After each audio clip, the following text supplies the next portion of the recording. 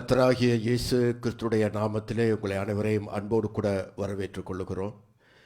இந்த மாலை நேரம் கர்த்தருடைய வேதத்தை நாங்கள் படிப்பதற்காக கூடி வந்திருக்கிறோம்.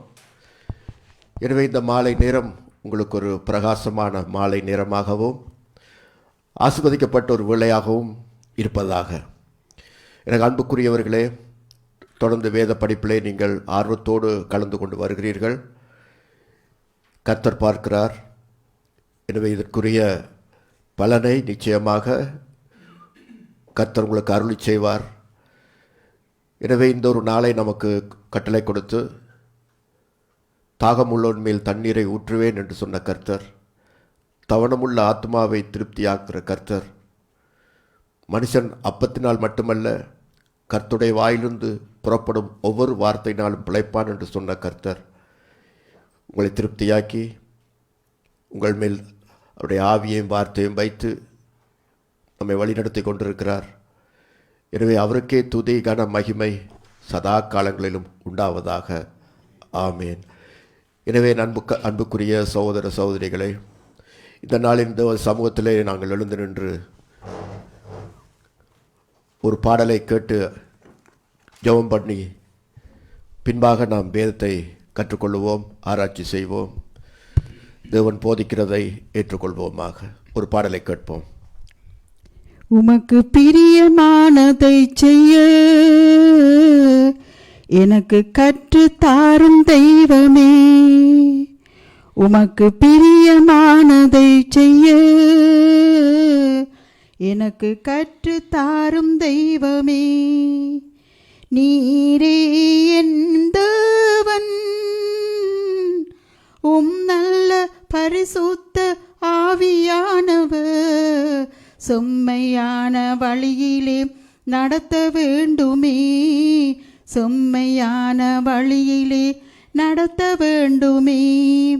மேக ஸ்தம்பமே, அக்கினி ஸ்தம்பமே, தேற்றும் தெய்வமே, துணையாளரே, மேக ஸ்தம்பமே, அக்கினி ஸ்தம்பமே, தேற்றும் தெய்வமே, துணையாளரே, உம்மை நோக்கி என் கைகளை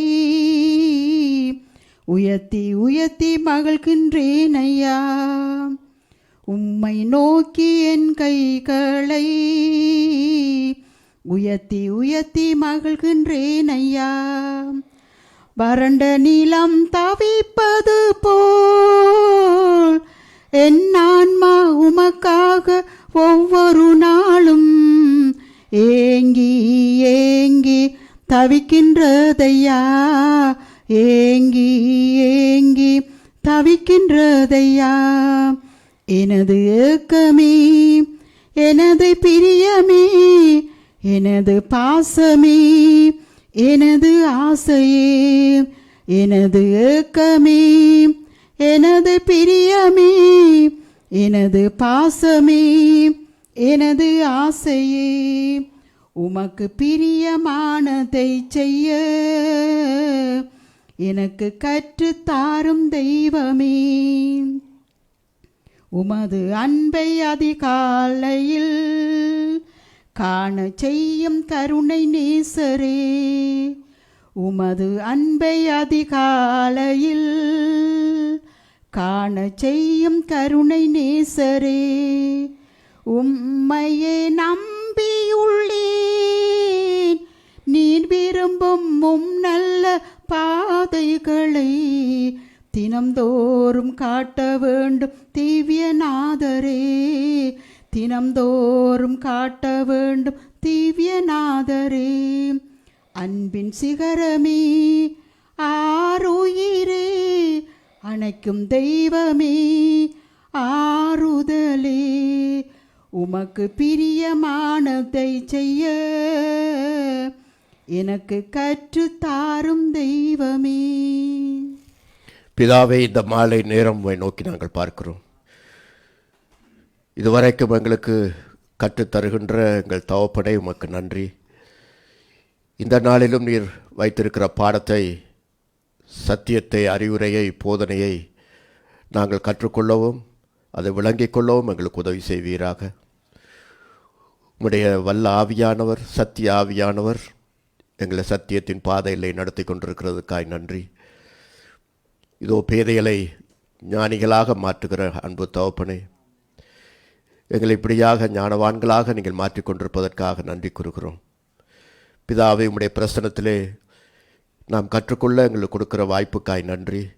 இதோ தூரத்திலிருந்து இந்த வலைதளத்தின் ஊடாக தங்கள் வீடுகளிலும் இருக்கும் இடத்திலும் வேதத்தை படிக்கின்ற மக்கள் எந்த தேசத்தாரோ எந்த பாசைக்காரரோ யாராக இருந்தாலும் கர்த்தாவே, அவர்களை ஆசீர்வதிப்பீர்களாக கர்த்தாவே.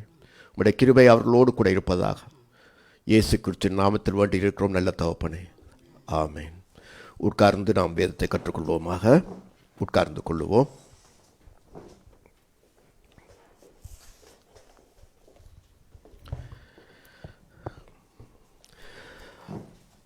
அன்பானவர்களே, நாங்கள் ஒபதியா என்ற தீர்க்க தரிசன புத்தகத்திலிருந்து பாடத்தை ஆரம்பித்திருக்கிறோம். Beste mensen, wij zijn begonnen met een studie over het boek van Obadja. சென்ற முறை நாங்கள் ஒரு கண்ணோட்டம் ஒன்று பார்த்தோம். அதாவது அதை சுற்றியுள்ள ஒரு பகுதி, ஒரு அறிவுரையாக சில பாடங்களை படித்திருந்தோம். We hebben de vorige keer een blik geworpen op een aantal feiten rondom het onderwerp. அதனுடைய முதலாவது வசனத்திலிருந்து நான் கொஞ்சம் படிச்சிருந்தோம்.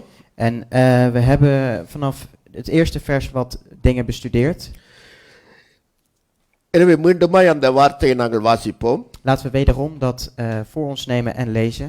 ஒபதியா முதல் வசனம், eerste vers. ஒபதியாவின் தரிசனம். கர்த்தராகிய ஆண்டவர் ஏதோமை குறித்து சொல்லுகிறது என்னவென்றால், எழும்புங்கள், அதற்கு விரோதமாக யுத்தம் பண்ணம் எழும்புவோம் வாருங்கள் என்று அறிவிக்க ஸ்தானாபதி ஜாதிகளிடத்தில் அனுப்பப்படும் செய்தியை கர்த்தர் சொல்ல கேட்டோம். Het visioen van Obadja, zo zegt de Heere over Edom. Een bericht hebben wij gehoord van de Heere en een gezant is uitgezonden onder de heidenvolken. Sta op, laten wij tegen Edom opstaan ten strijde. அந்த முதல் வார்த்தையை பார்க்கும் பொழுது தமிழிலே அந்த கடைசி சொல்லை பாருங்கள். Als je naar het eerste vers kijkt en dan laatste woord. கர்த்தர், அதாவது ஜாதியிடத்தில் அனுப்பப்படும் செய்தியை கர்த்தர் சொல்ல கேட்டேன் என்றல்ல, கேட்டோம். Een bericht hebben wij gehoord van de Heere. அதில் கூட இல்லை இங்கிலீஷில் அதாவது ஒரு பன்மையில் சொல்லப்பட்டு புளூரல்ல சொல்லப்பட்டிருக்கு. Het is in de voltooidtijd gegeven. அப்போ அதோடைய ஏன் அப்படியாக சொல்ல கேட்டோம் என்ற சொல்லு வந்ததற்குரிய காரணம் என்னவென்றால், Het is in de meervoud gezegd. Waarom wordt dat zo gezegd? காரணம், இந்த தீர்க்க தரிசன செய்தியை ஒபதியா மட்டும் பேசவில்லை. Want deze profetie is niet alleen gesproken door Obadja zelf. வேற பல தீர்க்க தரிசிகளும் இவருடைய செய்தியை எடுத்து பேசியிருக்கிறார்கள். Er waren meerdere profeten die zijn boodschap als het ware hebben geleend en dat hebben verkondigd. உதாரணமாக ஏசாயா தீர்க்க தரிசி, நீங்கள் எடுக்க தேவையில்லை, குறித்துக் கொள்ளுங்கள். Jullie hoeven het niet voor je te nemen, maar schrijf het op Jesaja.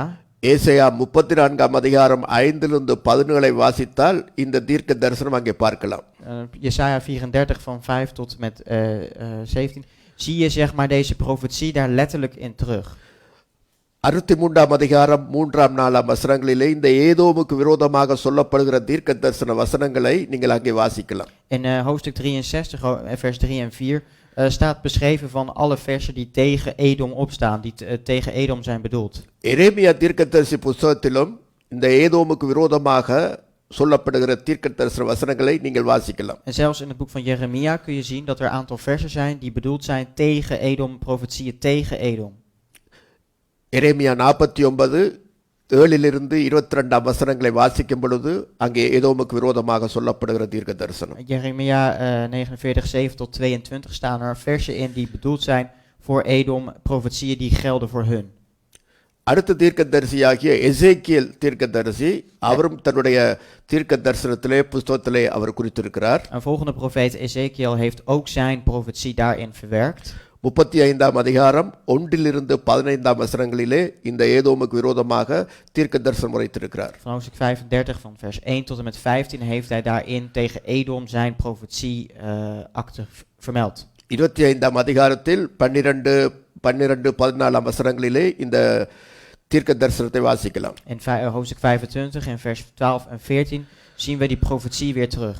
அப்ப பாருங்க, இந்த பெரிய தீர்க்கதரிசிகள் எல்லாம் தங்களுடைய செய்திக்கு ஆதாரமாக இந்த சிறிய தீர்க்கதரிசியாகிய ஒபேதியாவுடைய செய்தி எடுத்து பேசியிருக்கிறார்கள். Dus wat hebben zij gedaan, die grote profeten als het ware, die hebben dus Obadja's profetie gebruikt als voet zijnde voor hun verdere profetieën.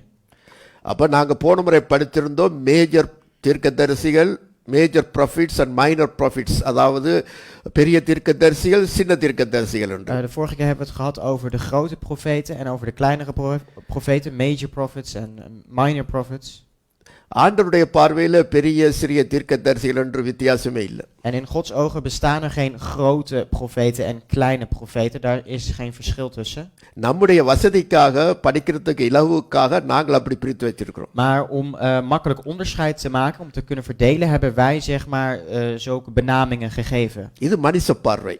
En dit is het standpunt van de mens. ஆனா தேவ பார்வையில இந்த ஒபதியா சொன்ன செய்தியை தான் இந்த பெரிய தீர்க்கர்கள் எல்லாரும் ஆதாரமா வைத்து ஏதோமுக்கு விரோதமா சொல்லப்பட்ட தீர்க்க தரிசனங்களை வாசிக்கக்கூடியதா En இருக்கிறது. wat we zien we dat de grote profeten als het ware wat Obadja heeft overnemen en dat weer in hun basis vermelden. அப்ப ஆண்டவருடைய பார்வையில எது பெருசு?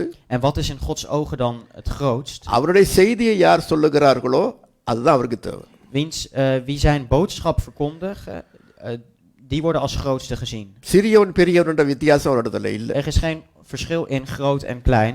தன்னுடைய செய்தியை யார் உத்தமமாய் உண்மையாய் சரியாய் சொல்லுகிறார்களோ அதுவே அவருக்கு பெரிய தீர்க்கதரிசி. Wie zijn boodschap zuiver en goed over weet te brengen, die is hij goed gezind. அப்ப பாருங்க, அதனால்தான் பாருங்க இந்த தீர்க்கதரிசி எல்லாரும் இந்த செய்தி அவர்களுக்கு இருக்கிறபடியால தான் கர்த்தர் செய்தியை கர்த்தர் சொல்ல கேட்டோம் என்று சொல்லி அங்க ஒரு குரூப் அங்கே வருகிறது. En er wordt als het ware een groep benoemd, want een bericht hebben wij gehoord van de Here. எனவே இந்த ஒபதியாவுடைய பேர் அர்த்தத்தை கூட நாங்கள் பார்த்திருந்தோம். We hebben ook gezien wat de naam van Obadja betekent. உங்களுக்கு ஞாபகம் இருக்குதா? Weten jullie nog wat de naam betekent? ஒபேதியா என்ன அர்த்தம்? Obedia. ஓபெத் யாவே. ஓபெத் யாவே. Obed Yahweh. யாவே என்று சொன்னார். அதாவது யெகோவாவினுடைய servant of யெகோவா, ஊழியக்காரன். De bediende van Jehovah. யெகோவாவின் ஊழியக்காரன். அல்லது இன்னொரு அர்த்தம் இருக்கிறது, En nog een betekenis. யெகோவாவை பணிந்து கொள்ளுகிறவன் என்று. worshipper of Jehovah. De aanbidder van Jehovah. அப்படி அந்த மாதிரியான அர்த்தம் கொள்றது. Dus dit soort betekenissen kun je aan Obadja verbinden. ஒரு அருமையான பெயர் இது பெயர் உண்டு. Een mooie naam is het. பாருங்க, யெகோவாவை அதாவது யெகோவாவை பணிந்து கொள்ளுகிறவன், யெகோவாவுக்கு பணி செய்கிறவன், அந்த ரெண்டு மாதிரி அந்த பேருக்கு பொருத்தமா இருக்கு. Dus hij die de Jehovah bedient en hij die de Jehovah aanbidt. அப்ப இந்த தீர்க்க தரிசனம் யாருக்கு சொல்லப்பட்டது என்பதை குறித்து சென்ற முறை நாங்கள் அப்படி ஒரு லைன் பார்த்திருந்தோம். Wij hebben een blik geworpen op van voor wie is deze profetie bedoeld? பாருங்கள், ஒபதியாவின் தரிசனம். De profetie van Obadja. கர்த்தராகிய ஆண்டவர் ஏதோமை குறித்து சொல்லுகிறது என்னவென்றால், Het visioen van Obadja, zo zegt de Heere over Edom. அப்ப யாருக்கு தீர்க்க சொல்லப்படுது? Edom. Dus voor wie geldt deze profetie? Het geldt voor Edom. Edom என்பது யார் என்பதையும் நாங்கள் பார்க்க வேண்டும். En wij moeten eerst kijken naar van wie of wat Edom is. சென்ற முறை நாங்கள் பார்த்திருந்தோம். De vorige keer hebben wij dat gezien. இன்னும் கொஞ்சம் உள்ளுக்கு போவோம். Laten we nog dieper erop induiken. எனவே இந்த ஏதோம் என்று சொல்லும் பொழுதே நமக்கு ஞாபகத்தில் வர வேண்டிய ஒரு வரலாறு என்னவென்று சொன்னால், ஏசா யாக்கோபினுடைய ஸ்டோரி, கதை நமக்கு தெரிய வேணும். Als we willen kijken naar van waar de oorsprong van Edom ligt, dan moeten wij het verhaal van Jacob en Esau kennen. கதை என்று சொல்வதன் பார்க்க வரலாறு, த history. verhaal, we hebben het hier over geschiedenis. பாருங்கள், எனவே இந்த வரலாறை நாங்கள் பார்க்கும் பொழுது இந்த ஏசா யாக்கோபினுடைய பிறப்பு எப்படி இருந்தது என்று நாங்கள் பார்க்கலாம். Want we kunnen zien van hoe de geboorte eigenlijk van Jacob en Esau in elkaar zat, als we de geschiedenis terugzien. பைபிள்ல அநேக அண்ணன் தம்பி கதையெல்லாம் இருக்குது, சொந்தக்கார அண்ணன் தம்பி ஸ்டோரி கதையெல்லாம் இருக்கு. In de Bijbel staan enorm veel verhalen over broers. ஆனா இந்த ஏசா யாக்கோபுடைய வரலாறு, அந்த கதை மிக இன்ட்ரெஸ்டிங்கான, மிக ஒரு ஆர்வமான கதைகள். Maar de geschiedenis die is ontstaan uit het verhaal van Jacob en Esau, dat is heel interessant. 20 வருஷமாக ரெபேக்கா மலடியா இருந்து அவளுக்கு கற்பமே உண்டாயில்லை. 20 jaar lang was Rebecca onvruchtbaar. அப்பொழுது அவள் தன் புருஷனிடத்தில் சொல்லி புருஷன் ரெபேக்காளுக்காக ஜெபிக்கிறான். En ze meldt dat bij haar echtgenoot en haar echtgenoot die bidt daar voortdurend voor. யார் அந்த புருஷன்? Isaac. En wie is haar echtgenoot? Dat is Isaac. Rebecca கற்பம் தரிக்கிறாள். Rebecca die draagt opeens vrucht. ஆனா சில காலம் சென்ற பிறகு வயிற்றுக்குள்ள ஒரு பெரிய ஒரு போராட்டமே, யுத்தமே நடக்குது. Maar er vindt een enorme veldslag plaats in haar buik. அப்ப அந்த நாட்கள்ல இங்கத்திய டாக்டர்ஸ் இந்த ஸ்கேன் பண்ணி பார்க்குற மாதிரி அந்த ஸ்கேனிங் ஒன்றும் இல்லை. Destijds had je geen echo, dus kon je niet scannen van wat er binnen gaande was. அந்த காலத்துல இருந்த ஸ்கேன் என்ன மெஷின் என்னவென்றா கர்த்தருடைய கண்கள் தான். Destijds had je een andere machine, dat was namelijk waren de ogen van God. அப்ப அந்த நாட்களில் உள்ள கர்ப்பவதிகள் தங்களுக்கு ஏதாவது பிரச்சனைன்னா தேவனிடத்துல போய் தான் விசாரிச்சிருக்கிறார்கள். Dus als zwangere vrouwen een probleem hadden of vragen hadden omtrent hun gezondheid, dan informeerden ze dat bij de Here. அப்பொழுதும் ஆண்டவர் அதுக்குரிய பரிகாரம், அதுக்குரிய காரியத்தை சொல்லிவிடுவார். En de Here die meldde dan zijn zaken daarin of zijn perspectief daarin. இவளும் நேரா போய் ஆண்டவரிடத்துல கேட்டிருக்கிறாள், ஆண்டவரே இது பெரிய ஒரு யுத்தம் உண்டு, பெரிய ஒரு நடக்கிறது என்ன என்று விசாரித்திருக்கிறாள். Zij informeert bij de Here van er vindt een oorlog plaats in mijn buik, een enorme veldslag en vraagt naar wat de redenen hiervan kunnen zijn. பாருங்கள், அதனுடைய சம்பவத்தை வாசிப்போம். Laten we die gebeurtenis even voor ons nemen. ஆதியாகமம் 25ஆம் அதிகாரம் Genesis 25, 22-23 வாசிக்கும் பொழுது 22 en 23. அவள் கற்பத்திலே பிள்ளைகள் ஒன்றோடொன்று மோதி கொண்டிருந்தன. அப்பொழுது அவள், இப்படியானால் எனக்கு எப்படியோ என்று சொல்லி கர்த்தரிடத்தில் விசாரிக்கும்படி போனாள். அதற்கு கர்த்தர், 2 ஜாதிகள் உன் கற்பத்தில் உண்டாயிருக்கிறது, 2 வித ஜனங்கள் உன் வயிற்றிலிருந்து பிரியும், அவர்களில் ஒரு ஜனத்தார் மற்ற ஜனத்தாரை பார்க்கிலும் பலத்திருப்பார்கள், மூத்தவன் இளையவனை சேவிப்பான் என்றார். De kinderen stoten in haar lichaam tegen elkaar. Toen zij zei, als het zo is, waarom overkomt mij dit? En zij ging de Heere raadplegen. De Heere zei toen tegen haar, er zijn 2 volken in uw schoot en 2 naties zullen zich uit uw lichaam vaneen scheiden. Het ene volk zal sterker zijn dan het andere en de meerdere zal de mindere dienen. எனவே scan பண்ணியாச்சுது. Dus er is gescand. இவள் நினைச்சால் 2 பிள்ளைகள் மோதிக்கொண்டிருக்கிறார்கள் என்று. Zij dacht dat er dus 2 kinderen met elkaar aan het stoten waren. ஆண்டவர் சொன்னார், உன் வயித்துல 2 பிள்ளைகள் இல்ல, 2 ஜாதி இருக்கு, 2 இனம் இருக்கு. En de Heere zegt, het zijn niet 2 kinderen, het zijn 2 volken, 2 naties. அதுதான் இவ்வளவு பெரிய போராட்டமா இருக்கிறது. En dat vormt een enorme slag daar. அப்ப எதிர்காலத்துல இந்த 2 ஜாதிக்கு என்ன நடக்கும் என்று முன்பே அறிந்த ஆண்டவர் சொல்லுகிறார், இளையவனை பெரியவன் சேவிப்பான் என்று.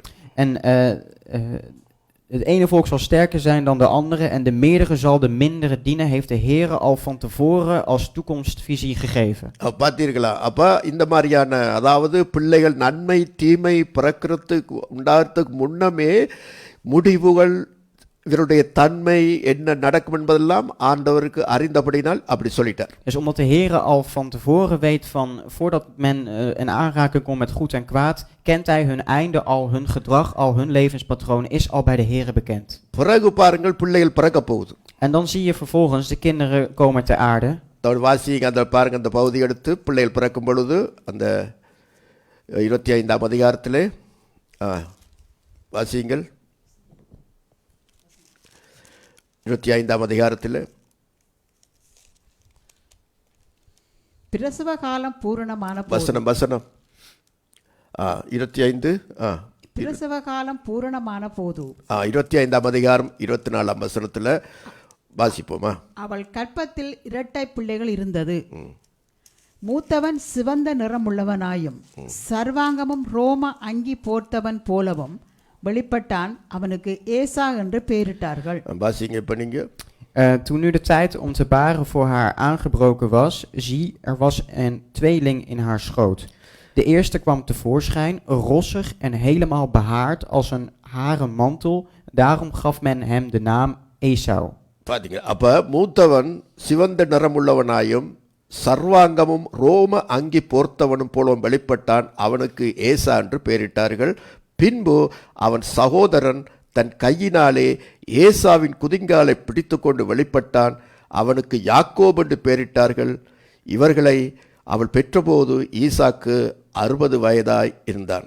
En daarna kwam zijn broer tevoorschijn, terwijl zijn hand de hiel van Esau vasthield. Daarom gaf men hem de naam Jacob. Isaac was 60 jaar oud bij hun geboorte. ஒரு ஆச்சரியமான ஒரு பிறப்பு.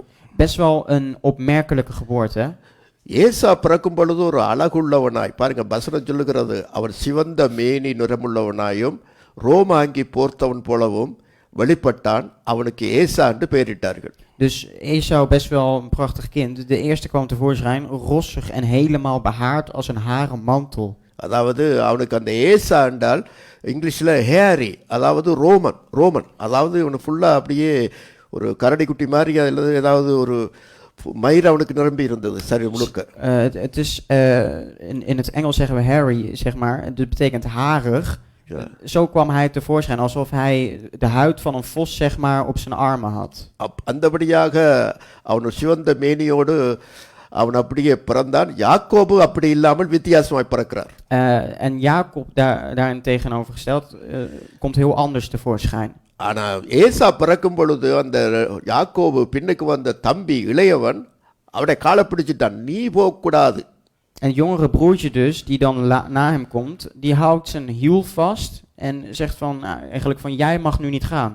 அதாவது அந்த பிள்ளைக்கு குழந்தைக்கு அறிந்து செய்யவில்லை. அந்த பாருங்கள், அந்த ஆண்டவர் சொன்ன வசனத்தின்படி அந்த என்ன நடக்க போகிறது என்பதை அந்த பிறப்பிலே காண்பிக்கிறார். Wat er zou gaan gebeuren is zeg maar met de geboorte al bekendgemaakt. காரணம், இஸ்ரவேலில் ஒரு வழக்கம் இருக்கிறது, மூத்தவனுக்கு சிரேஷ்ட புத்திர பாகம் இருக்கிறது. De eerstgeborene die heeft het eerstgeboorterecht zegening. அவனுக்கு 2 மடங்கு அவனுக்கு ஆஸ்தியிலே கொடுக்க வேண்டும். 2 maal zoveel heeft hij recht op bezit. அவன்தான் குடும்ப ஆசாரியன் கூட, அவன்தான் குடும்ப தலைவனாக மாற்றப்படுவான் சந்ததிக்கு. Wordt ook gezinspriester, wordt hoofd van de familie. அப்படிப்பட்ட ஒரு பெரிய ஒரு பொறுப்பு, ஒரு பதவி, ஒரு ஆசீர்வாதம் இந்த சிரேஷ்ட புத்திரர் அவனுக்கு தான் கிடைக்கும். Zo'n eerstgeboorterecht houdt dus in dat hij zo'n verantwoordelijkheid, zo'n zegening met zich meedraagt. ஆனால் ஏசா என்ன செய்து, அதை மன்னிக்கவும், யாக்கோபு என்ன செய்துட்டார் பாருங்கள், அந்த குழந்தையா இருக்கும் பொழுதே அவனுடைய காலை பிடிச்சு, இல்லை இந்த புத்திரப்பாக எனக்கு தான் வேணும், நீ போகக்கூடாதுன்ற மாதிரி ஒரு தடை போடுறார். En Jacob die vormt als het ware een hinder, die houdt zijn hiel vast van nee, die eerstgeboorterecht gaat niet naar jou, die is voor mij. அதாவது ஏசாவுடைய போற வழியில ஒரு கால் தடம் போட்டு அவனை விழுத்துவது போல. Hem, zeg maar, Esau die op weg is om iets te halen, hem als het ware onderuit halen. அதுதான் அதனுடைய அர்த்தம். யாக்கோபு என்று சொன்னா இந்த ஓடுகிறவனை அந்த கால் தடுக்கல் வைத்து விழத்தாட்டுகிறவன், அந்த ஏமாற்றுக்காரன், தடைக்கல் போடுகிறவன் பேர் அர்த்தம் யாக்கோபு. Jacob betekent dan ook dat je als het ware iemand bedriegt, iemand die loopt, dat je hem doet struikelen, dat je hem onderuit haalt. அப்ப மறைமுகமாகவே குழந்தையா இருக்கும் பொழுது யாக்கோபு, என்ன நீ எனக்கு முன்னுக்கு போகிற, எனக்கு தான் வரப்போகுதுன்ற மாதிரி அந்த உள்ளுக்குள்ளே ஃபைட் பண்ணி அந்த வெளியில வரும் பொழுது கூட அந்த செய்கையை காட்டுறார். Dus van binnenuit was er al een gevecht van wie gaat er als eerste uit. En bij het daadwerkelijke uitkomen zie je ook van dat er dan aan elkaar wordt getrokken van wie er als eerste zou moeten komen. நான் நினைக்கிறேன் ஏசாவுக்கு நல்ல ரோமம் இருந்தபடியால் தான் வயிற்றுக்குள்ளே வச்சு அவன் உயிர் தப்பி இருக்கும்.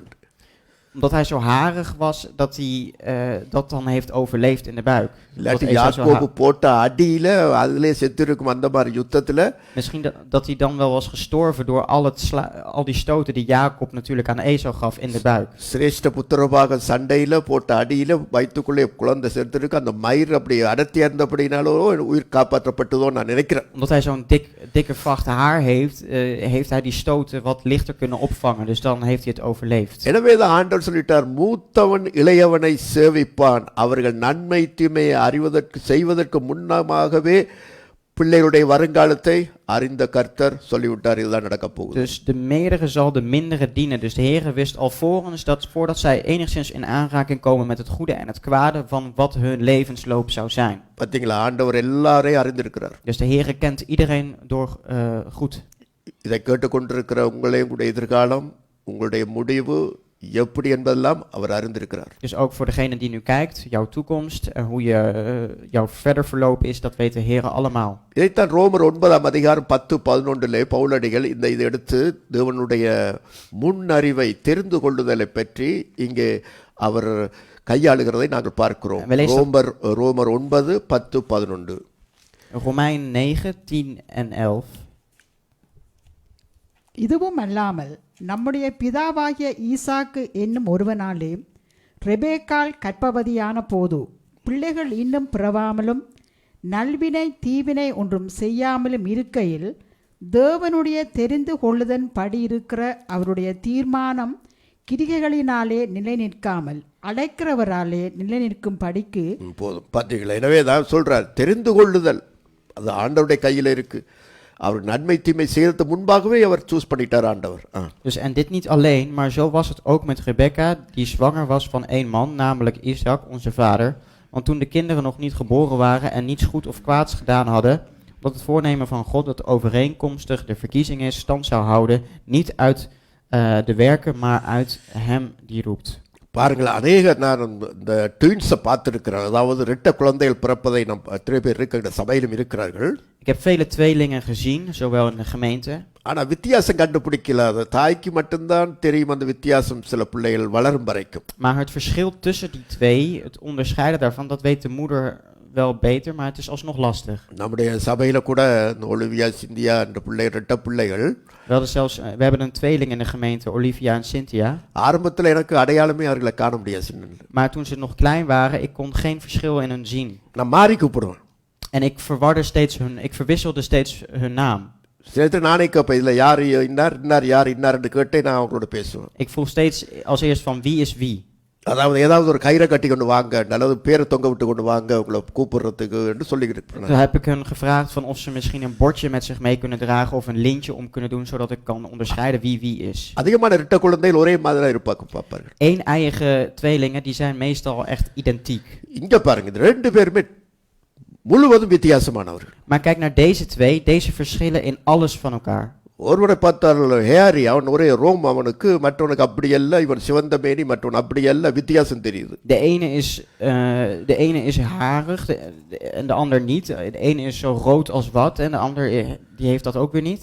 எனவே இவர்கள் இப்படி பிறந்தாலும், ook al zijn ze op die manier geboren, இவருடைய குணத்துல வித்தியாசம் இருக்கு. in hun karakter zit verschil. பாருங்கள், பிறப்பாலே ஏசா ஒரு ஆசீர்வாதத்துக்குரிய ஒரு பிறப்பிலே அவன் பிறந்தாலும், ook al was Esau geboren in het schuitje van zegening, அவனுக்கு ஒரு நல்ல பெயர் வைத்தாலும், ook al had je hem een goede naam gegeven, ஆனால் ஆசீர்வாதத்தை சுதந்திரத்துக் கொள்ள முடியாமல் அது போயிற்று. maar heeft zijn zegening nooit tegemoet kunnen komen. யாக்கோபு அப்படிப்பட்ட ஒரு அழகான ரூபமாய் பிறக்காவிட்டாலும், Jacob die niet in zo'n mooie verschijning ter aarde is gekomen, அவன் இரண்டாவதாக பிறந்தாலும், ook al is hij als tweede erbij gekomen, யாக்கோபு ஏமாற்றுக்காரன் அல்லது தடைக்கல் வைக்கிறவன் என்ற பெயர் சரிய நல்ல பெயரை வைக்காவிட்டாலும், ook al is hem geen goede naam gegeven, namelijk een bedrieger of iemand of een struikelaar, அவன் ஆசீர்வாதத்துக்குரியவனாய் பிற்காலத்தில் இருந்தார்னு பார்க்கிறோம். was uiteindelijk iemand die paste in het schuitje om gezegend te worden. அப்ப இதிலிருந்து நாம் கற்றுக்கொள்றது என்ன என்றால், Wat we hieruit kunnen leren is, எப்படி நான் பிறந்திருக்கிறேன் என்றது முக்கியமல்ல, het gaat er niet om van hoe je bent geboren, நான் எப்படி வாழுகிறேன், எப்படி என்னுடைய வாழ்க்கை என்பதுதான் முக்கியம். Het gaat erom hoe je leeft en hoe je je leven leidt. ஆரம்பம் அற்பமானாலும் முடிவு சம்பூர்ணமா இருக்க வேண்டும். Ook al start misschien kan je start heel stroef zijn, maar je eind moet uiteindelijk zegenrijk zijn. ஒருவேளை நான் யாக்கோபாய் பிறந்திருக்கிறேன் எனக்கு அப்படி இப்படி என்று நீங்கள் ஒருவேளை உங்களை தாழ்வு மனப்பான்மையோடு இருந்தால் நீங்கள் தாழ்வு மனப்பான்மை அடைய வேண்டிய அவசியம் இல்லை. Misschien zit je het in je nederigheid dat je als een Jacob bent geboren en zie je in dat je een Jacob bent. நீங்கள் குறைவுள்ளவராக பிறந்திருந்தாலும் Ook al ben je als tekortkomig persoon geboren, உங்கள் கர்த்தர் மேல் வைக்கிற உங்களுடைய சார்ந்து ஜீவியத்தினாலும் முயற்சியினாலும் நீங்கள் பிற்காலத்திலே யாக்கோபு ஆசீர்வதிக்கப்பட்டது போல நீங்கள் ஆசீர்வதிக்கப்படுவீர்கள். zo word jij ook gezegend door net zoals Jacob die al zijn moeite en zijn alles vestigde op de Here. அதே போல நான் ஏசா என்னுடைய அழகு என்னுடைய படிப்பு நான் தான் ஆசீர்வாதத்துக்குரியவன் என்று பெருமையோடு நீங்கள் இருப்பீர்களானால் உங்களுக்கு எச்சரிக்கை. Dan is een waarschuwing voor jou als je met de gedachte zit van ik ben Esau, ik heb alle de zegeningen in de hand, ik heb de kennis, ik heb de schoonheid ervoor. பிற்காலத்திலே அந்த பெரிய ஆசீர்வாதத்தை சிரேஷ்ட புத்திர ஆசீர்வாதத்தை கூட இழக்கக்கூடிய தேவனுடைய இழக்கக்கூடிய சந்தர்ப்பம் உங்களுக்கு வரலாம். Kan er een mogelijkheid zijn dat in de toekomst dat jij die eerstgeboorterecht wel eens kan verliezen. எனவே தான் பாருங்கள் ஏசா ஏதோமாக மாறினார். Esau veranderde in Edom. 36 அதிகாரம் முதல் வசனத்தை வாசித்து பாருங்கள். ஆதியாகமம் 36:1. In Genesis 36 vers 1. ஏதோமியரின் தகப்பனாகிய ஏசாவின் வம்ச வரலாறு. பாத்தீங்களா, ஏதோமியரின் தகப்பன் ஏசாவுடைய ஜெனரேஷன் தான், சந்ததி தான் Edom. Dit zijn de afstammelingen van Esau, dat is Edom. Dus de afstammelingen van, dus de voorvader van Edom, dat is Esau. இப்ப ஏசா தகப்பன், அவர்கிட்டருந்து வந்த சந்ததிக்கு ஏதோம் என்று பேர் வந்துட்டு. Dus Esau is de vader en zijn afstammelingen, dat vormen uiteindelijk Edom. அதே சமயம் யாக்கோபு அவருடைய சந்ததிக்கு என்ன பேர் வந்தது? இஸ்ரேல் என்று பேர் வந்தது. En de generatie, de afstammelingen die uit Jacob ontstaan, die worden Israël genoemd. அவ பார்த்தீர்களா? எனவே சந்ததியாக இப்போ உங்களுக்கு தெரிஞ்சிருக்கணும், சந்ததி இப்படியாக பிறந்தது. Dus dat deze volken op deze manier ter aarde zijn gekomen, dat weet je nu. பின்பாக என்ன நடந்தது பாருங்கள். ஏசா பிள்ளைகள் வளர்ந்தன. We zien dat de kinderen van Esau ook opgroeien. அடுத்து வாசிப்போம். ஆதியாகமம் 26 அதிகாரம் 4 வசனம் என்று நினைக்கிறேன். வாசிப்போம். 26:4. வாசிப்போம்.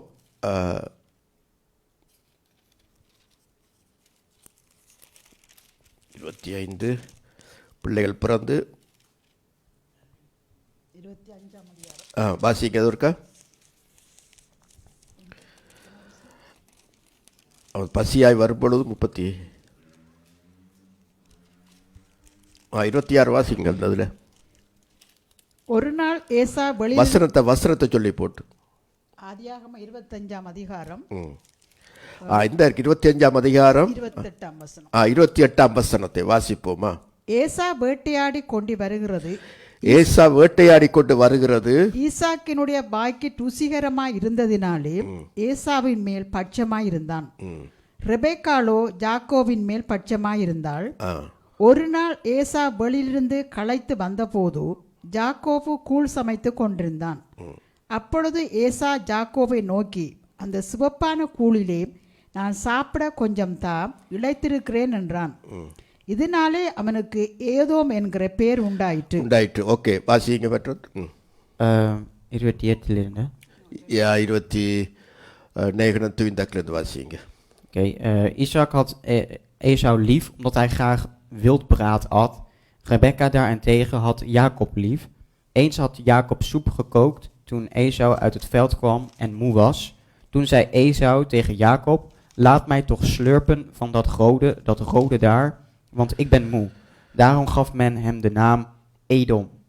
பாருங்கள் அன்பானவர்களே, இதில் நமக்கு பாடங்கள் இருக்கிறது. என்னவென்றால், de les die voor ons verschilt is, அந்த கூழின் நிறம் சிவப்பு. de kleur van de soep die was rood. இவனும் பிறக்கும் பொழுது சிவப்பு நிறத்தில் பிறந்தான். Hij was ook roodharig, hij was een ginger.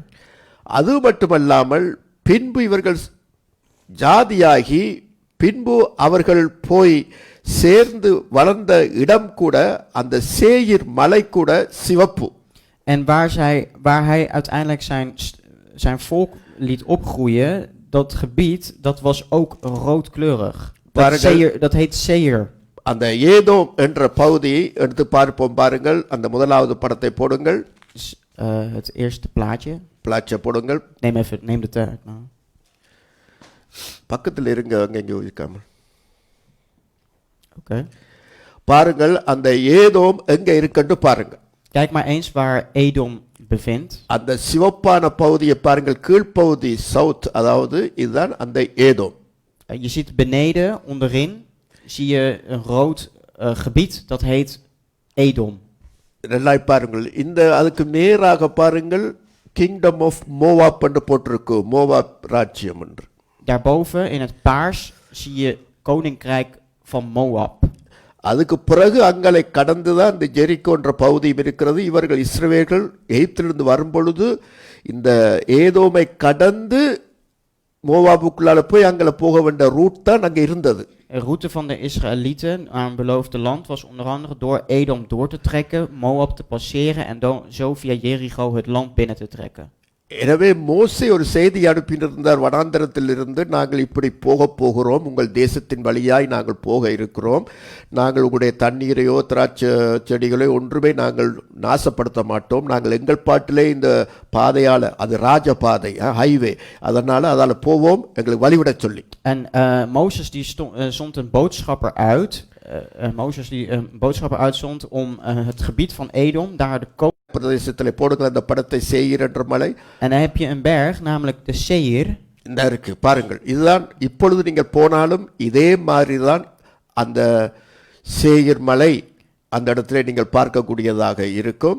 இதுதான் அந்த ஏதோம் பகுதியில் இருக்கிற அந்த சேயீர் மலையை, அதிலே பட்டணத்தில் கட்டி இவர்கள் குடியேறினார்கள், ஏசாவின் சந்ததி ஏதோமியர். Dus als je daarnaar kijkt, dan zie je dat nu nog steeds, als je daarnaar komt, zie je dat Seir gebergte omheen, dat grote gebergte. En dat is waar de Edomieten hun vestiging hadden. உங்களுக்கு கிளியரா இருக்கா இது? இல்லாட்டி அதில் சுவிட்ச் ஒன்று open பண்ணுங்கிறது பக்கத்தை கிளியரா இருக்கா, தெரியுதா? ஓகே, என்ன கலரில் இருக்காது? Wat voor kleur heeft het? Light சிவப்பு,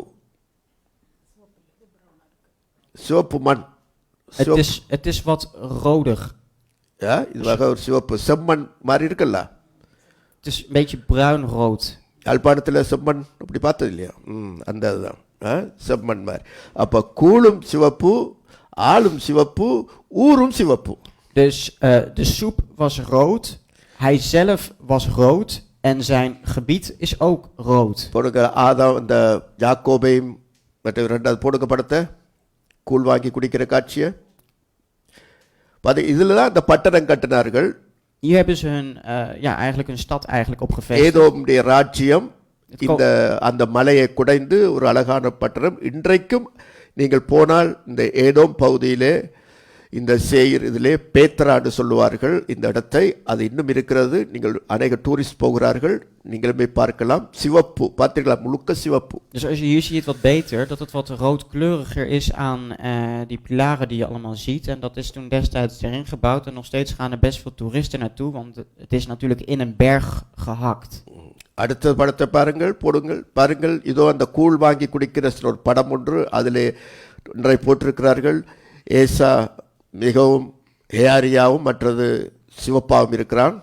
Hier zie je dat Esau behoorlijk harig is en ook heel erg rood is, roodharig is. அடுத்ததிலே கூழ் சிவப்பு. En dit is soep. பயிற்றங்கூழ், வாய் ஊறுதா உங்களுக்கு, பசிக்குதா? Dit is linzensoep. அப்போ இதுவும் எல்லாமே சிவப்பு. Dus alles is in dit geval rood. பாருங்கள், எனவேதான் இந்த ஏசாவுக்கு பாருங்கள் ஒரு நேர சாப்பாட்டுக்காக, ஒரு நேர ஒரு திருப்திக்காக சிரேஷ்ட புத்திர பாகத்தை அவன் என்ன செய்தானா, விற்று போட்டானா. Dus hij heeft voor één moment, één tijdsmoment, om slechts wat te eten, heeft hij zijn eerstgeboorterecht verkocht. அதாவது ஏசா எனக்கு வேண்டாம் என்று சொல்லவில்லை, தனக்கு சிரேஷ்ட புத்திரப்பாகம் எனக்கு வேண்டாம் என்று சொல்லவில்லை. Hij heeft niet gezegd, ik hoef mijn eerstgeboorterecht niet meer.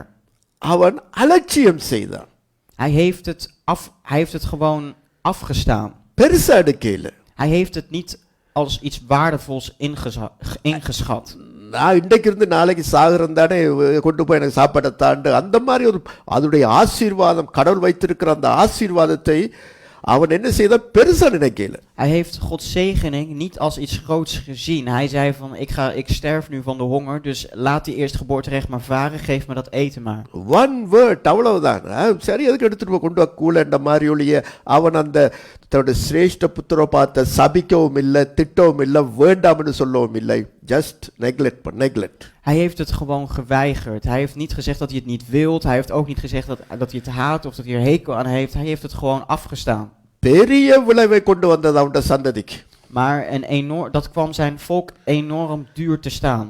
எனவே எனக்கு அருமையான பெற்றோர்களே, தாய்மார்களே, தகப்பன்மார்களே, நீங்கள் பேசுற ஒரு வார்த்தை உங்களுடைய சந்ததியை தாக்கும்.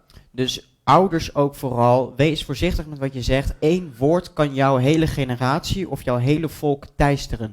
அதாவது ஆவிக்குரிய காரியங்களிலே கர்த்தர் வைக்கிற ஆசீர்வாதங்கள், ஊழியர்கள் சரி, அவர் ஒன்றை வைத்திருக்கும் பொழுது நீங்கள் பேசுகிற ஒன் வேர்ட் உங்கள் பிள்ளைகளுக்கு நீங்கள் ஆசீர்வாதத்தை சேர்க்காவிட்டாலும் சாபத்தை தேடி வைக்காதீர்கள். அதாவது சாபத்தை தேடி வைக்க, ஆசீர்வாதம் இல்லாவிட்டாலும் சாபத்தை தேடி வைக்க வேண்டாம். Dus niet dat je, misschien dat je niet zegening treft, maar probeer de dood dan niet dan te treffen. அதாவது பாருங்கள், அவனுக்கு கண்ணில் கண்டோடனே அந்த சிவப்பான அந்த காட்சி கூழ் அப்படியே வாய் ஊறுது, வயிற்றுல பசி. Dus hij ziet dat rode spul daar en het water loopt hem in de mond en hij krijgt enorme honger. முதல் சரீர திருப்தியா வாழுவோம். Dus laten we dus eerst lichamelijk tevreden zijn. போய் சேர்ந்த இடமும் சிவப்பு இடம். ஆஹா, கண்ணுக்கு நல்ல குளிர்மையா நல்லா இருக்கு, சிவத்த இடம், சேயிர்மலை. En de plek waar hij uiteindelijk woont is ook rood, Seirgebergte. கண்களின் நிச்சை, மாம்சத்தின் நிச்சை, ஜீவன பெருமை, இதெல்லாம் அவனுடைய ஒரே சரீர வாழ்வுதான் இவன் முக்கியமாய் கருதுறானை ஒழிய ஆவிக்குரிய வாழ்வுக்கு கவனம் செலுத்தவில்லை. Hij heeft vooral belangstelling aan zijn lichamelijke behoeftes, maar zijn geestelijke verlangens, zijn geestelijk leven heeft hij geen aandacht voor gegeven. பாருங்கள், 2 பேதுரு 2 Petrus 2. 9ஆம் வசனத்திலிருந்து வாசிப்போம். Kunnen we gewoon normaal. 2 பேதுரு 2:9, 2 பேதுரு 2, 2 Peter chapter 2 verse 9ல இருந்து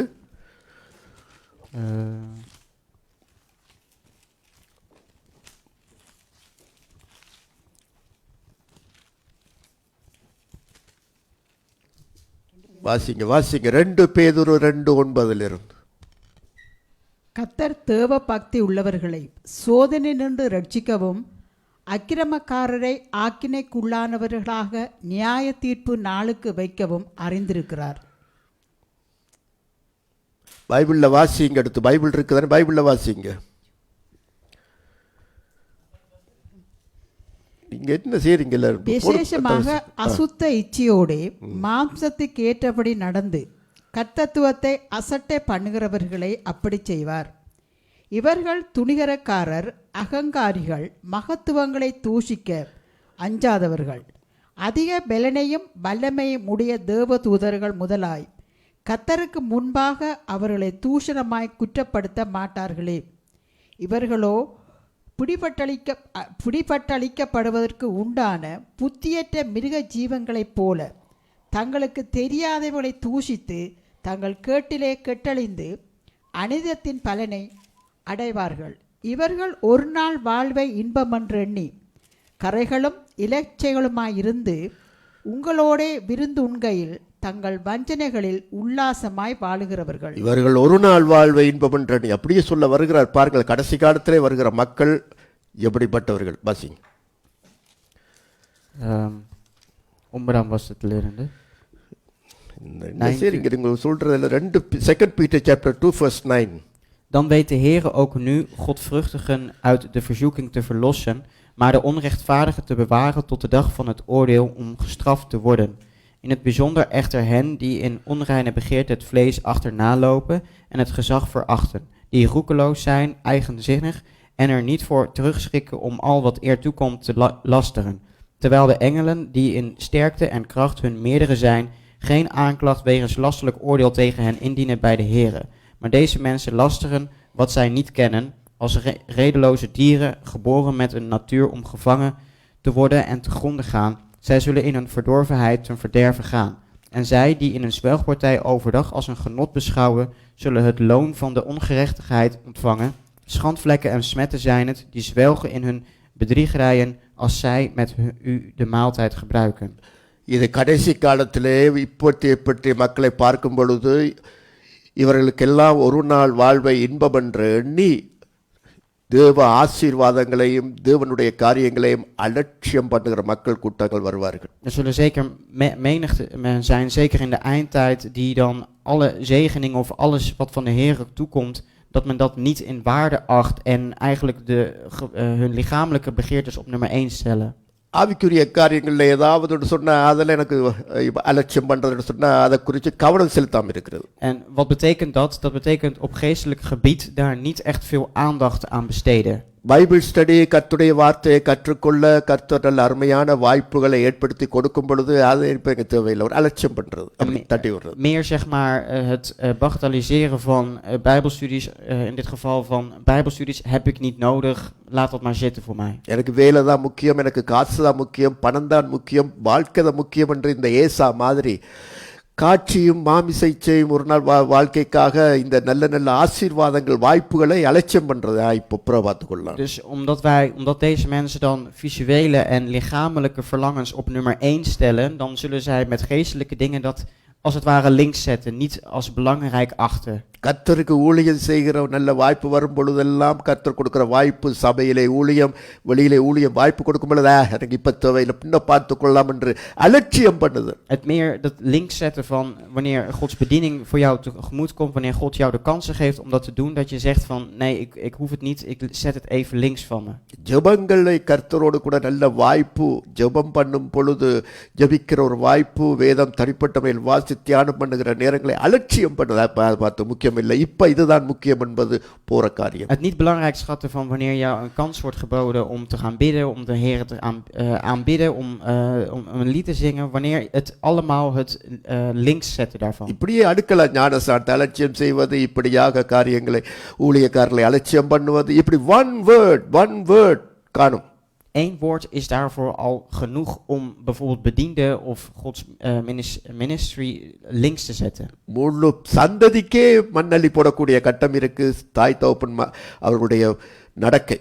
En door het gedrag van ouders kunnen ouders als het ware hun hele generatie die na hun komt het zand in de ogen gooien. அது சில நேரத்தில் தமிழர்களாகிய நாங்கள் சில நேரத்தில் மக்கள் மற்றவர் கதைப்பார்கள் என்ன பரம்பரை சாபம் ஒன்று இருக்கு போல இருக்கு இந்த குடும்பத்தில். En men zegt dan ook wel dat er een generation curse, ja, generation een generatievloek, een geslacht op geslachtsvloek is. இதெல்லாம் ஏன் சொல்லுகிறார்கள்? En waarom zeggen ze dat hierover? இவர்கள் ஏதோ ஒரு காரியத்தில் தெய்வ காரியங்களிலே அலட்சியமாக தூக்கி எறிந்து ஏதோ ஒரு நிந்தை, தெய்வ நிந்தை வந்தபடியினால இப்படிப்பட்ட சாபங்கள் சந்ததிகள் கொண்டு செல்லுகிறது. Omdat zij God dan links hebben gezet en hem niet belangrijk hebben ingeschat, komt dit soort doden of dit soort vloeken komen er dan daar binnen. பாருங்கள், இந்த ஏசா பிறந்த பிறகு என்ன நடக்குதுன்னு பாருங்கள். அந்த காரியம் அவர்கள் வளர்ந்து வருகிறார்கள், அந்த பகுதி எடுங்க. Dus die 2 groeien op, dus Esau is geboren. பாருங்கள், நான் 33ஆம் அதிகாரம் நினைக்கிறேன், 33ஆம் அதிகாரம் பார்ப்போம். 33 இல்லை அது யாக்கோபு வந்துடுது. அந்த பட்டயத்தால் எடுத்துக்கொள்ளுங்க. 27ஆம் அதிகாரம்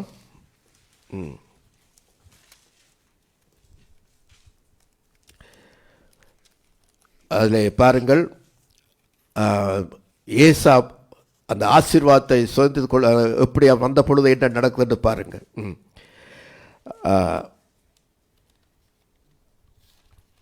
34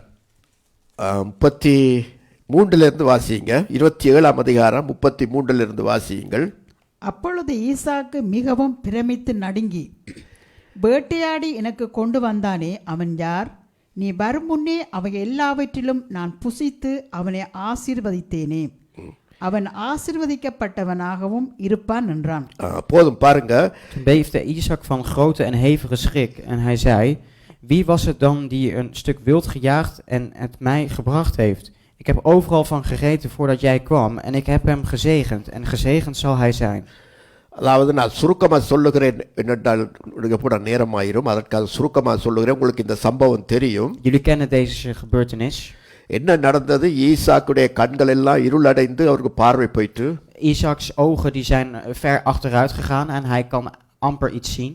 அவர் மரணமடைகிற நேரம் வருகிறது. Er komt een moment aan dat hij op zijn sterftebed ligt. எனவே ஏசாவை வரச் சொல்லுகிறார். வரச் சொல்லி நான் ஆசீர்வதிக்க வேண்டும், சிரேஷ்ட புத்திரபாக உனக்கு தான் உண்டு, உன்னை ஆசீர்வதிக்க வேண்டும் கூட்டிக் கொண்டு வரச் சொல்லும் பொழுது Roept Esau bij zich en hij zegt van, ik moet jou het eerste geboorterecht, ik moet jou die zegening geven. அதாவது ஏசாவிட்ட சொன்னார், நீ போய் வேட்டையாடி எனக்கு நல்ல பதார்த்தமாய் சமைச்சு கொண்டு வாகிறச்சு, அதை நான் சாப்பிட்டுட்டு உன்னை ஆசீர்வதிக்க வேண்டும். En hij zei tegen hem van, dat jij een stuk wild jaagt en dat je dat voor mij klaarmaakt en hier bereidt. வேட்டைக்கு போன கையோடு கூட தாய் பார்த்தால், ரெபெக்காள் பார்த்தால், ஆண்டவர் என்ன சொன்னார்? Toen bij het jagen, dus Esau was op weg met jagen, dus wat dacht Rebekka op dat moment? மூத்தவன் தான் இளையவனை சேவிப்பான் தீர்க்க தரிசனம் இருக்கு, இது என்ன மாறி நடக்க போகுதுன்னு ஆண்டவருக்கு ஹெல்ப் பண்றா இவ. De meerdere zullen de mindere eigenlijk bedienen. Dus wat gebeurt hier? Dit is niet wat volgens Gods plan. Dus er gaat hier iets mis. ஆண்டவர் ஒன்றை சொன்னா அவருக்கு நிறைவேற்ற தெரியும். Als de Heere iets zegt, dan weet de Heere het te vervullen. நாங்க யாரும் ஆண்டவருக்கு help பண்ணி கொடுக்க வேண்டாம். Wij moeten zeker niet hem daarin helpen. இவன் என்ன செய்தா? ஐயோ யாக்கோபு ஜவாப்பா, நீ வந்து என்ன செய், ஆட்டு வந்தையில் ஒன்றை கொண்டு வா, நான் சமைச்சு தாரேன், அப்பாட்ட கொடு, உன் அண்ணாவுக்கு இருக்குது ரோமம் போல ஆட்டுத்தோலை பொத்துக்கொண்டு நீ போய் அப்பாட்ட ஆசீர்வாதத்தை வாங்கன்னு நல்ல தந்திரமாக ஆலோசனை சொல்லி கொடுத்துட்டார். En zij gaf best wel een sluw plannetje aan Jacob, namelijk van die eerstgeboorterecht die moet naar jou toe gaan. Ik slacht wel een bokje, ik maak het wel klaar. We maken van jouw armen, doen we wat vacht omheen, zodat je vader denkt dat jij Esau bent. En dan krijg jij dat eerstgeboorterecht. Isaac தகப்பனுக்கோ கண் தெரியாது, தடவி பார்த்தார், ரோமம் இருக்குது, ஏசா தான், ஏசா கை தான்.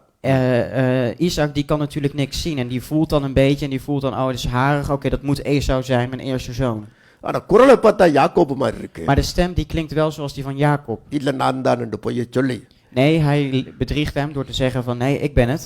இவர் ஆசீர்வாதத்தை வாங்கிட்டார். En hij ontvangt die zegening. இவர் வேட்டையாடி சமைச்சு கொண்டு வந்த உடனே, ஏசா கொண்டு வந்த உடனே கேட்டார், நீ யாரப்பாண்டு? Esau die heeft dan gejaagd en die komt dan met zijn maaltijd eraan en dan wordt hem de vraag gesteld, wie ben jij dan? நான் தான் ஏசாண்டு. Hij zegt van ik ben Esau. இப்ப வந்துட்டு போனானே ஆசீர்வாதத்தை வாங்கி அவன் யார்? En Isaac vraagt zich af van, maar wie is het dan die ik net heb gezegend? தம்பி யாக்கோபு. Dat was mijn broertje Jacob. இதை கேட்ட உடனே ஏசா அதிர்ந்து போய் என்ன கேட்கிறான்னு பாருங்க. En kijk wat Esau meteen vroeg toen hij beefde. 38ஆம் வசனம். ஏசா தன் தகப்பனுடைய வார்த்தைகளை கேட்டவுடனே ஏசா தன் தகப்பனை நோக்கி, என் தகப்பனே, இந்த ஒரே ஆசீர்வாதம் மாத்திரமா உம்மிடத்தில் உண்டு, என் தகப்பனே என்னையும் ஆசீர்வதியும் என்று சொல்லி ஏசா சத்தமிட்டு அழுதான்.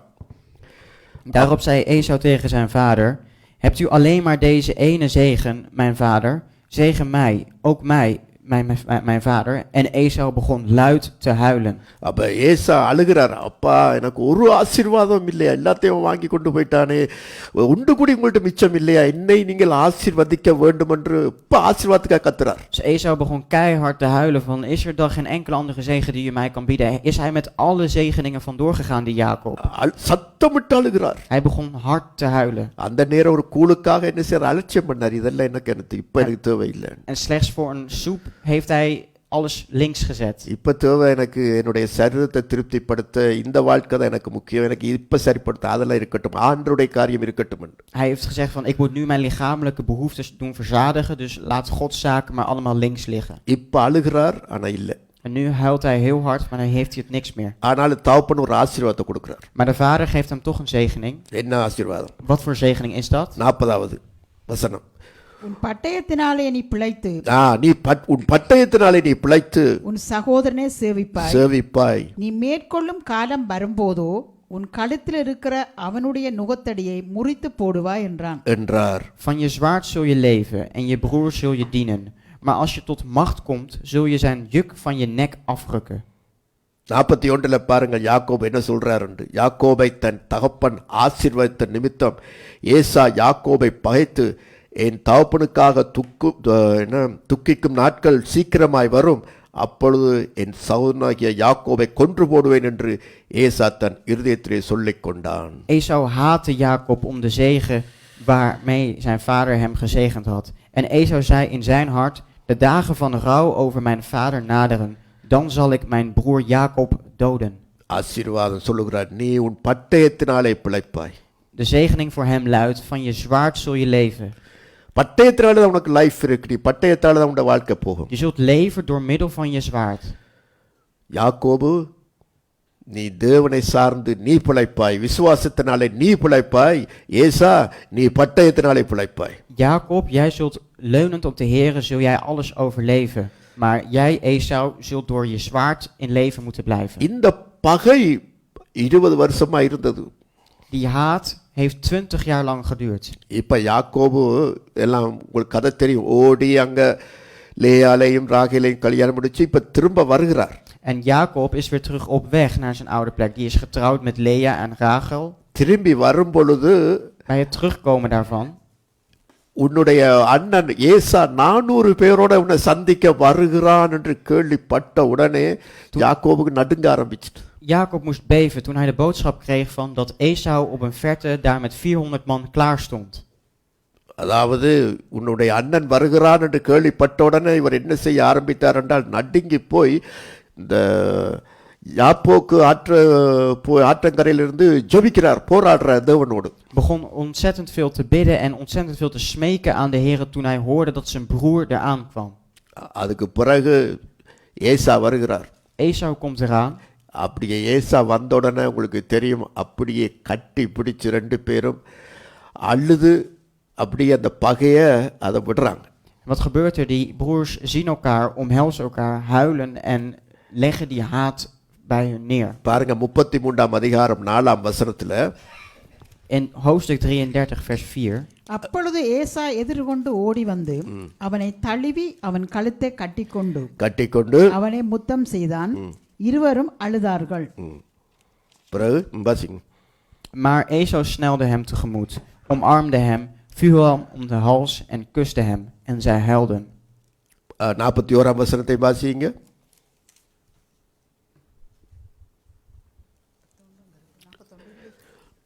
33:4 மன்னிக்கும், 27:41.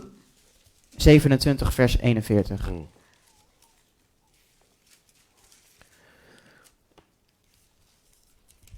இது வாசிச்ச வசனம் தான். அப்ப துக்கிக்கு நாட்கள் வரும், அதாவது அவர் சொல்லிக் கொண்டார் என்னவென்றால், நான் யாக்கோபை ஒரு நாள் இந்த பட்டயத்தினால் நான் மேற்கொள்ளுவேன், ஒரு நாளைக்கு நான் இவற்ற கதையை நான் முடிப்பேன் என்று ஒரு வைராக்கியம் எடுத்து வச்சிருந்த கசப்பான உணர்வு, கோப உணர்வு ஏசாட உள்ளத்துல இருக்கு. Hij had een haatgedachte bij zich en een voornemen bij zich. De dagen van rouw, mijn vader gaat binnenkort passeert, dus er zal een dag komen dat ik mijn zwaard pak en Jacob ter dood breng. ஆனா இப்ப Maar nu, 20 வருஷம் கழிச்சு, na 20 jaar, ஏசா கட்டி பிடித்து அழுகிறார். omhelzen ze elkaar en huilen ze. பாருங்க 33:9 என்ன சொல்றார் பாருங்க.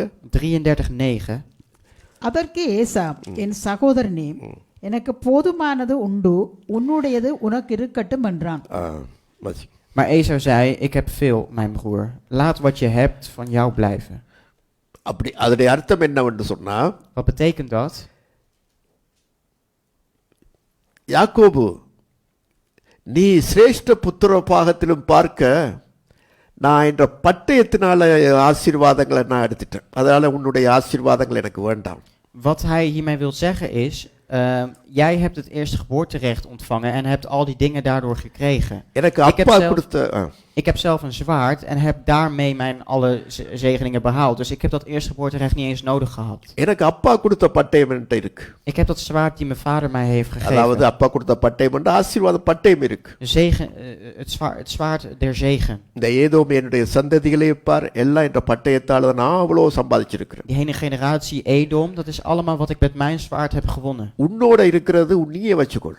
Wat jij bij je hebt, hou dat ook bij je. இந்த சேஷ்ட புத்திர பாத்தை வைத்து பார்க்க என்னிடத்துல அதிகம் உண்டென்று அந்த மாதிரியாக அவன் சொல்லுகிறான், எனக்கு தேவையில்லை. Ik heb je eerstgeboorterecht niet nodig. Ten opzichte van jou heb ik veel meer. ஆனால் அந்த பகை ஒளிஞ்சதா? Is die haat verdwenen? அன்றைக்கு கட்டிப்பிடித்து அழுதார்கள். Destijds huilden ze. ஒரு மேடையில் வச்சு நடக்கிற நாடகம் போல அது இருந்தது. Was net een toneelstukje. ஆனால் அது பிற்காலத்தில் அவருடைய சந்ததிகளுக்கு ஒரு மிகப்பெரிய ஒரு கசப்பா இருந்தது. Maar voor de generaties die later kwamen, vormden zij een enorme haat.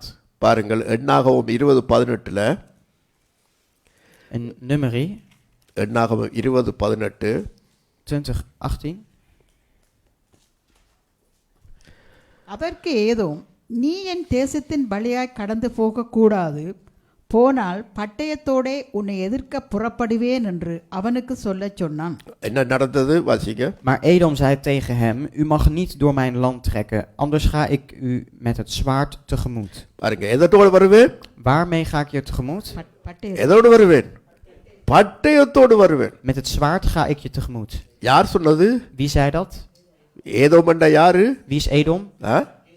ஏசா இல்ல, ஏசாவுடைய சந்ததி. De hele generatie van Esau, Edom. காரணம், இப்பொழுது இஸ்ரேல் மக்கள் எகிப்து தேசத்திலிருந்து அவர்கள் பெரிய ஜனக்கூட்டமாய் விடுதலையாகி இவர்களுடைய தேசத்துக்கூடாக கானான் தேசத்துக்குள்ள போகிறார்கள். De Israëlieten zijn bevrijd uit Egypte en die willen naar het land Canaan en die moeten daarvoor door het land Edom doortrekken. இந்த ஹைவே இதுக்குள்ளால தான் போகுது. இந்த ஏதோமுக்குள்ளால போய் மோவாபுக்குள்ளால அப்படியே போக வேண்டும் அவர்கள். Die route die loopt dus door Edom via Moab zo naar Canaan. Dus ze moeten daar doorheen. அதுதான் ராஜபாதை, highway. Dat wordt ook wel de koningsweg genoemd. அப்ப மோசே ஆட்களை அனுப்புகிறார். காதேஸ் பர்னபா என்ற பர்னேயா என்ற இடத்திலிருந்து அனுப்புகிறார். இப்படி பெர்மிஷன் எங்களுக்கு தர சொல்லி எங்களை விட சொல்லி நாங்க போகிறோம் என்று. Dus Mozes stuurt uit Kades stuurt die boodschappers om te vragen of zij die weg mogen passeren. Israel மக்கள் யாரு? Wie zijn de Israëlieten? யாக்கோபு. Die zijn van Jacob. Edom மக்கள் யாரு? Wie zijn de Edomieten? ஏசா. Komen van Esau. ஆனா அன்றைக்கு கட்டிப்பிடிச்சு அழுதார்கள். Destijds huilden ze met elkaar en omhelsden ze. பகை நீங்கி விட்டதா? Is de haat opgehouden? அந்த கசப்பு இருக்குள்ள. Die haat zit er nog steeds. அந்த கசப்பான வேர் அதுக்குள்ள கிடக்கு, மக்களுக்குள்ள, பிள்ளைகள் மத்தியில இருக்கு. Onder die kinderen zit die haat nog steeds பிள்ளைகள் verscholen. மத்தியில அந்த கசப்பு இருக்கு. Die haat zit er nog steeds. அதனால என்ன செய்ற, இப்ப சொல்லுகிறார்கள், நீ போக இயலாது, நீ எங்கள் நாட்டை எங்கள் தேசத்துக்குள்ளாக செல்வாயினால் பட்டயத்தோட வருவோம். எங்களுடைய தகப்பன் எங்களுடைய ஈசாக்கு கொடுத்த ஆசீர்வாதம், அந்த பட்டயம் தான் உனக்கு பதில் சொல்லும். En het antwoord van hun was, je kunt ons land niet passeren. Mocht je wel ons land passeren, dan moeten we met het zwaard dat we hebben gekregen van onze voorvader Isaac jullie tegemoet gaan. இது ஒரு பாடம் இருக்கு நமக்கு. En dit is ook een les voor ons. எப்படி? Hoe dan? இன்றைக்கு பெற்றோர்கள் நீங்கள் கசப்பாய் மக்களோடு பகையாய் இருக்கலாம், ஒற்றுமையாயிருவீர்கள். Je kunt als ouders zijnde iemand haten en vervolgens met diegene weer oké zijn. சபைக்கு வருவீர்கள், பிரைஸ் தி லார்ட் சொல்லுவீர்கள், கையை கொடுப்பீர்கள், வாங்க போங்க என்று இந்த ஏசாவும் யாக்கோவும் கட்டிப்பிடித்தது போல கட்டிப்பிடிச்சு நீங்க அழுகையும் செய்வீர்கள், விடலாம். Je kunt in de kerk ook, net zoals Jacob en Esau, een toneelstukje voeren door elkaar te omhelzen en door elkaar zegen de Heere te noemen. பகைமை உணர்ச்சிகள் உங்கள் பிள்ளைகள் ஊடாக இது போகாதபடிக்கு கசப்பான வேறொன்றும் இருக்காதபடிக்கு எச்சரிக்கிறது. Maar wees voorzichtig dat je die haatgedachtes niet in je hebt, dat die nog bij je kinderen en je kleinkinderen wordt overgedragen. காரணம், ஏசா என்ன சொல்லியிருப்பார், யாக்கோபை பற்றி என்னை ஏமாற்றி தட்டி பறித்த ஆசீர்வாதத்தை பெற்றுக்கொண்டவன் இவன் சந்ததி என்று தன் சந்ததிக்கு சொல்லி இருந்தபடினால, Dat Esau zijn generatie die na hem kwam heeft verteld dat Jacob degene was die met de zegen vandoor is gegaan. இரவும் பகலும் இந்த கசப்பான கதையை தன் சந்ததியோடு பேசிக் கொண்டிருந்தபடியினால, Dat hij dit soort haatdragelijke verhalen met zijn eigen volk voortdurend aan het bespreken was. ஏசாவு மரித்து விட்டார், யாக்கோபு மரித்து விட்டார்கள். Esau is gestorven, Jacob is gestorven. இப்ப பிள்ளைகள் நிற்கிறார் கசப்பு இவர்கள். Maar die kinderen die hebben die haat nog wel. இது மிகப்பெரிய டேஞ்சர், பிள்ளைகளை வைத்து நீங்க கதைக்கிறது பேசுற காரியங்கள். En dat is heel erg gevaarlijk wanneer jij je haat deelt met je kinderen. இதுக்கு பெரிய அழிவுக்கே காரணமா போயிட்டு ஏசாவினுடைய இந்த கசப்புணர்வு, இந்த காரியம் தன் சந்ததிக்கே உழ வச்சு போச்சு. En die haatgedachte van Esau is uiteindelijk de vernietiging geworden van zijn hele volk. இந்த சந்ததியிலிருந்து ஏதோமுடைய சந்ததியிலிருந்து வந்தவர் தான் பெரிய ஏரோது. De grote man die uit Edom is ontstaan is Herodes. அதாவது ஹீரோட் தி கிரேட். Herodes de Grote. அவன் ஒரு Edomian. Hij is een Edomiet. அவன் அந்த பெரிய ஏரோது அரசாட்சியில் இருக்கும் பொழுதுதான், ராஜ்யத்தில் இருக்கும் பொழுதுதான் இயேசு பிறக்கிறார். Toen hij aan het koninkrijk stond, was Jezus geboren. அவன் என்ன செய்தான்? Wat deed hij toen? கிழக்கிலிருந்து சாஸ்திரிகள் வந்து தம்பி Nee. கிழக்கிலிருந்து சாஸ்திரிகள் வந்து யூதருக்கு ராஜாவாக பிறந்திருக்கிறவர் எங்கே என்று கேட்ட உடனே நடுங்கி போயிட்டான். Op het moment dat er de wijzen uit het oosten naar hem toe kwamen om te vragen waar de koning der Joden is geboren, beefde hij. என்ன செய்தான்? Wat deed hij toen? 2 வயதுக்குட்பட்ட ஆண் குழந்தையை பட்டயத்தினாலே கொண்டு போடு, பட்டயத்தை நடத்தான். Hij pakte het zwaard en gaf het bevel om jongens onder de 2 jaar te doden daarmee. அவனுக்கு அழிவு பட்டயத்தால் வரப்போகுது. Dus een en al vernietiging met het zwaard. அதற்கு பின்பு அவன் மரித்தான். Daarna stierf hij. அதுக்கு பிறகு அவனுடைய பிள்ளைகள், Maar zijn kinderen daarna, அந்த தேசம் 6 பங்கா பிரிக்கப்பட்டுச்சு. zijn land werd uiteindelijk in 6 verdeeld. அதுல முக்கியமான ஒருவன் ஏரோது அந்திபாஸ். En een van de belangrijkste uit Herodes is Antipas. இவன் இயேசுடைய காலத்துல இவன் தான் கூப்பிட்டு இயேசுவை பார்த்து பரியாசம் பண்ணி அவருக்கு அந்த மினுங்கல் வஸ்திரத்தை உடுத்தெல்லாம் அனுப்புறது இவன் தான். Hij was degene die Jezus uiteindelijk bespotte, hem zelfs een rode mantel hem aandeed, zelfs die doornenkroon omdeed. இவன் தான் தன்னுடைய சகோதரனாகிய பிலிப்பினுடைய மனைவி ஏரோதியாலை பிடிச்சு வச்சிருந்தான். Hij was degene die Herodias tot zijn vrouw had genomen, die in feite getrouwd was met zijn broer Philippus. நீ அவளை வைத்திருப்பது பிழை என்று எச்சரித்த யோவான் தன்னுடைய தலையை வெட்டி விட்டான் பட்டயத்தால. Hij heeft uiteindelijk het hoofd van Johannes de Doper, hij heeft hem uiteindelijk onthoofd, omdat Johannes de Doper hem erop wees dat het onjuist was. எவ்வளவு தூரம் அந்த பாருங்க, இந்த சந்ததி ஏதோமுடைய சந்ததி அப்படியே சபிக்கப்பட்டு கொண்டு வருகிறது. Dus kijk in hoeverre de generatie van Edom enorm vervloekt was. அடுத்த சந்ததி வருகிறது ஏரோது அகிரிப்பா.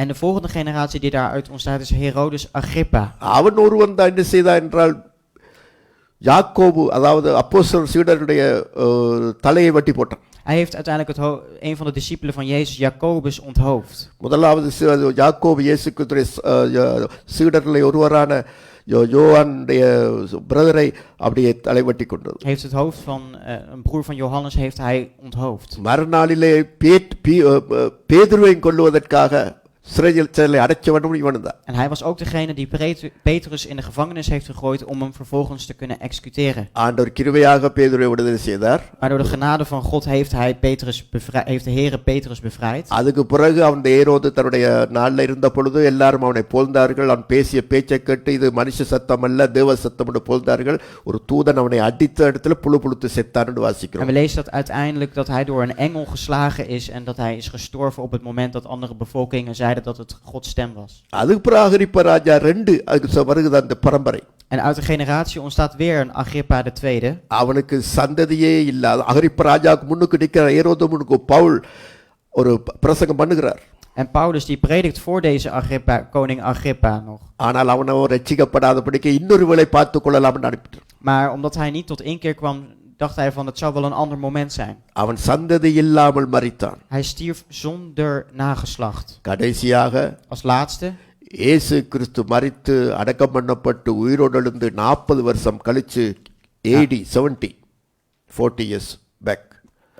40 years back. அதாவது இயேசு கிறிஸ்து உயிரோடு எழும்பி Toen Christus opstond uit de dood, 40 வருஷம் கழித்து 40 jaar daarna, 70 AD 70ல jaren 70, 80, 70ஆம் ஆண்டு கிறிஸ்துவுக்கு பின் 70 80 na Christus.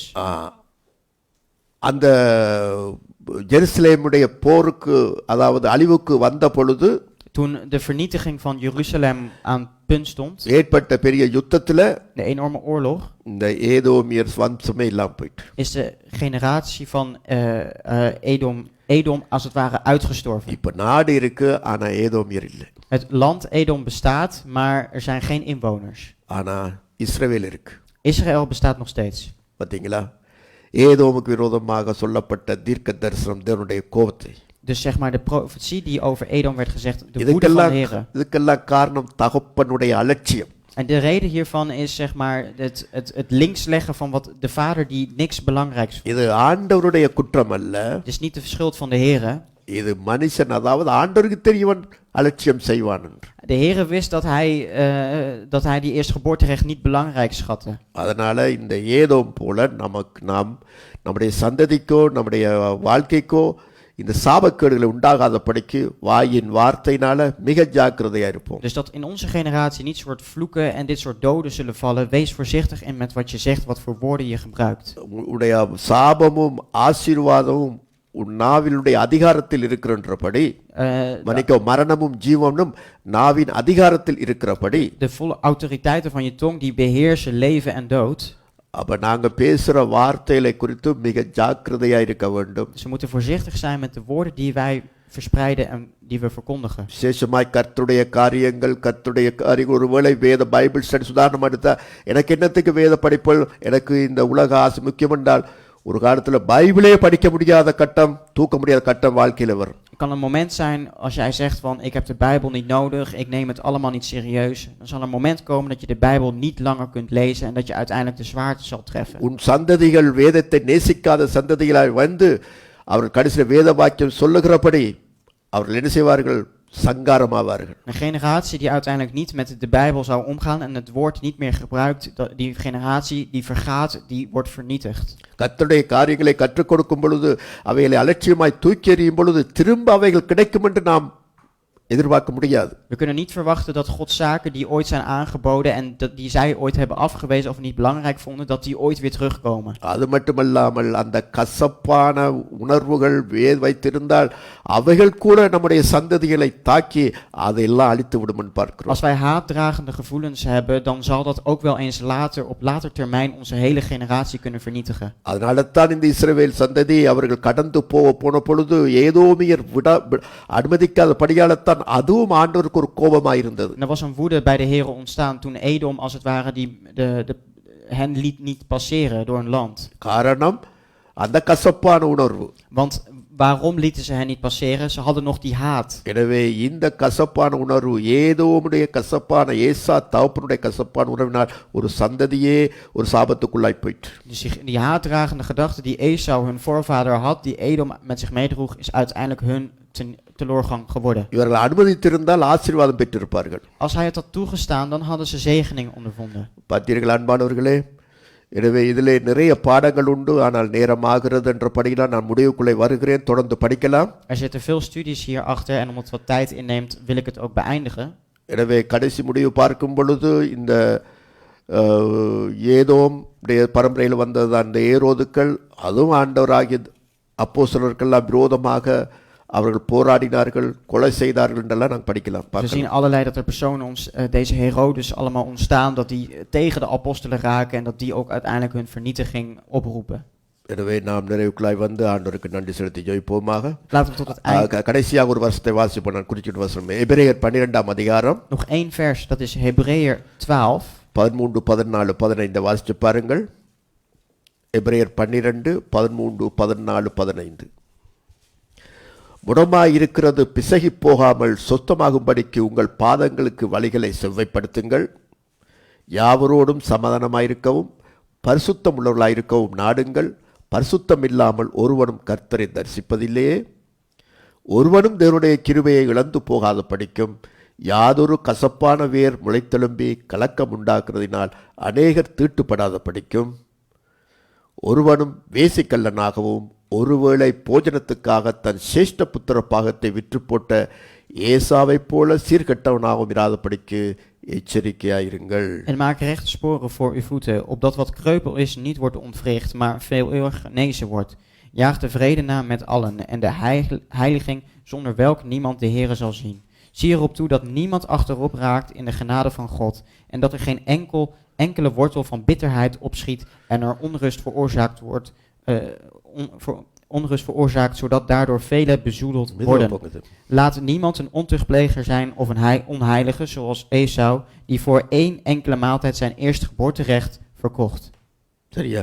Ja, நல்ல ஸ்பீட்டாக போகுது வாசிப்பு. ja. மூ கழிச்சிட்டியா? Nee, nee. ஜெபம் பண்ணுவோம். Laten we bidden.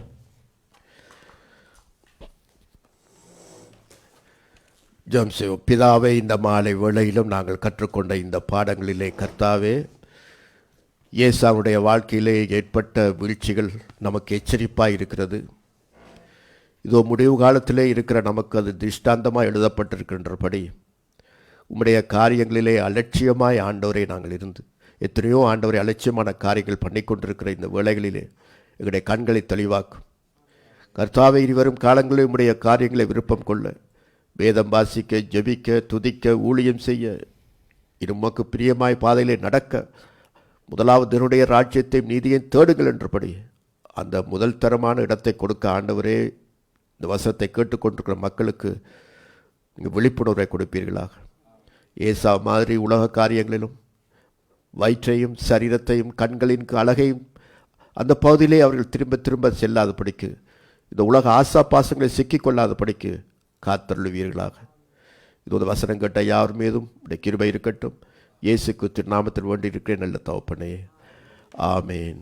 கர்த்தராகிய இயேசு கிறிஸ்துவின் கிருபையும் தேவனுடைய அன்பும் பரிசுத்தாவின் ஐக்கியமும் அந்நியோன்யமும் வழிநடத்தலும் பாதுகாப்பும் உங்கள் அனைவரோடும் கூட இருப்பதாக. ஆமேன். என் ஆத்துமாவே கர்த்தரை சோத்திரி, என் முழு உள்ளமே அவருடைய பரிசுத்த நாமத்தை சோத்திரி. என் ஆத்துமாவே கர்த்தரை சோத்திரி, அவர் செய்த சகல உபகாரங்களை மறவாதே. ஆமேன்.